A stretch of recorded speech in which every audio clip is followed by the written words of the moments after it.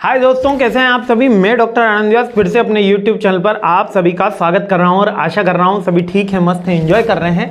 और बात आ चुकी है इंटरनेशनल बिजनेस मैनेजमेंट की और अंतिम प्रहार की सीरीज पे मैं चल रहा हूं और ऑलमोस्ट मैं आ चुका हूं सेकंड वीडियो के ऊपर।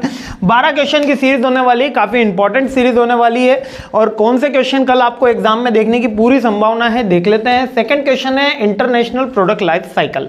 तो प्रोडक्ट लाइफ साइकिल अपन को समझना है और यहां पर समझना है इंटरनेशनल परसेप्शन से। तो जब मैं इंटरनेशनल परसेप्शन से समझने की बात कर रहा हूं तो दोस्तों याद रखना, प्रोडक्ट लाइफ साइकिल अपनी कैसी होती है, इस तरीके की होती है।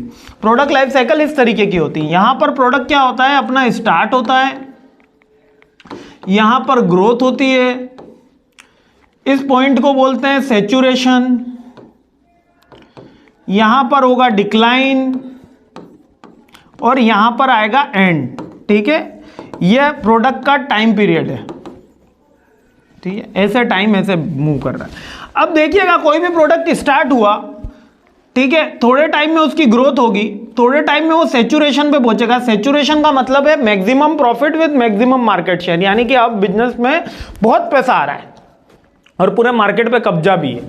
ठीक है, उसको सैचुरेशन बोलेंगे। फिर डिक्लाइन होना प्रोडक्ट का स्टार्ट होगा और फिर प्रोडक्ट एंड हो जाएगा। इसको प्रोडक्ट लाइफ साइकिल बोलते हैं। इसको इंटरनेशनल प्रोडक्ट लाइफ साइकिल नहीं बोलते, ये प्रोडक्ट लाइफ साइकिल।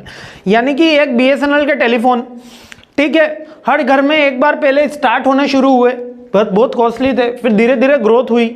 ठीक है, टेलीफोन डायरेक्टरीज बनी, हर घर में अवेलेबिलिटी हुई, थोड़ी कॉस्ट उनकी कम हुई, फिर सैचुरेशन पे आया। हर ऑफिस में एक टेलीफोन होता था कंपलसरी, कहीं भी हर घर में एक टेलीफोन होता था, मोहल्ले में टेलीफोन आ चुके थे।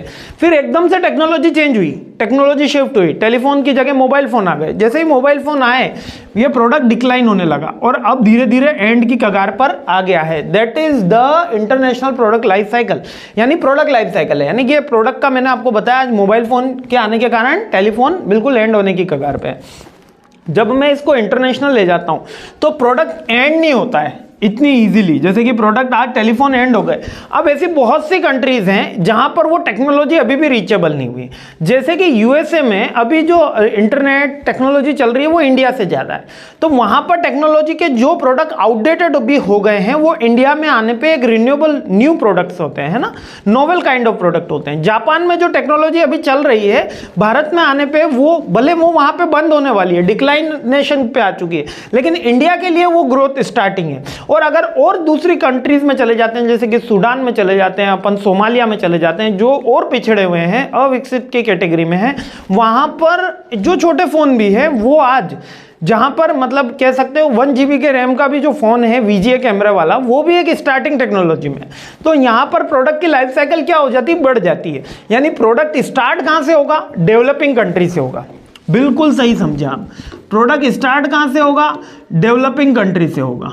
कोई भी नया प्रोडक्ट आएगा सबसे पहले कहां आता है, बड़ी जगह पे आता है, फिर वो सैचुरेशन पे कहां पहुंचता है, वो भी वहीं पहुंचता है, लेकिन डिक्लाइन होने पर वो प्रोडक्ट कहां आ जाता है, डेवलपिंग कंट्री में आ जाता है। पहले तो डेवलप्ड कंट्री से स्टार्ट होगा, डिक्लाइन होने पर डेवलपिंग कंट्री से आता है, और उसका एंड हमेशा कहां होगा, अनडेवलप्ड कंट्री में होगा, या जो अंडर डेवलप्ड कंट्री है, अनडेवलप या अंडर डेवलप्ड कंट्री जो बिल्कुल डेवलपिंग भी नहीं हुई है, उन कंट्रीज में होगा। इसी को प्रोडक्ट लाइफ साइकिल बोला गया है। The product life cycle theories वाल ऑथर्ड किसने दी थी, रेमंड साहब ने दी थी 1960 में।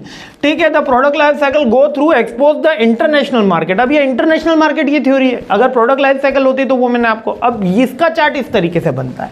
अब यहां पर देखिएगा, जो नया प्रोडक्ट आया है वो कहां आया है, डेवलप्ड कंट्री में आया। ये ओरिजिन ऑफ द प्रोडक्ट हुआ।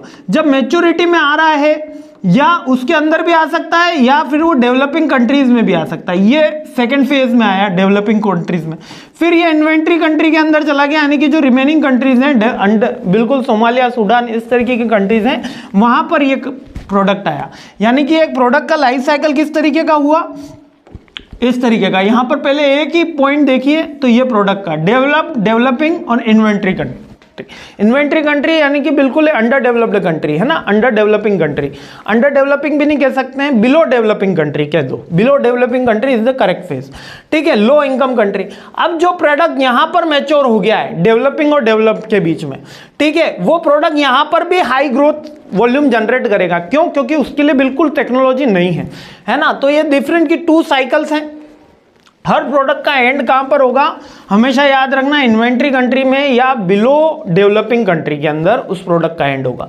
और स्टार्टिंग अधिकतर हर प्रोडक्ट की कहां से होगी, न्यू प्रोडक्ट की स्टार्टिंग कहां से होगी, डेवलप्ड कंट्री में। बस मैच्योरिटी जो है वो डेवलप में भी आ सकती है और डेवलपिंग में भी आ सकती है, इसलिए यहां पर मीडियोकर रेंज में लिया गया है। डेवलपिंग कंट्री इधर लेके मीडियोकर रेंज में लिया गया है कि डेवलप कंट्री में भी प्रोडक्ट मैच्योर हो सकता है। मैच्योर का मतलब क्या है, मैक्सिमम प्रॉफिट में मैक्सिमम मार्केट शेयर, या उस प्रोडक्ट में जितने भी अमेंडमेंट होने थे वो हो चुके हैं। कोई प्रोडक्ट आया, नया प्रोटोटाइप आया, उसमें कोई प्रॉब्लम्स आई तो वो उसी कंट्रीज के अंदर सॉल्व हो जाएगी। ऐसा नहीं है आगे जाके वो सॉल्व होगी, उसी कंट्रीज में सॉल्व हो जाएगी, वो आगे जाके एंड ही होगा।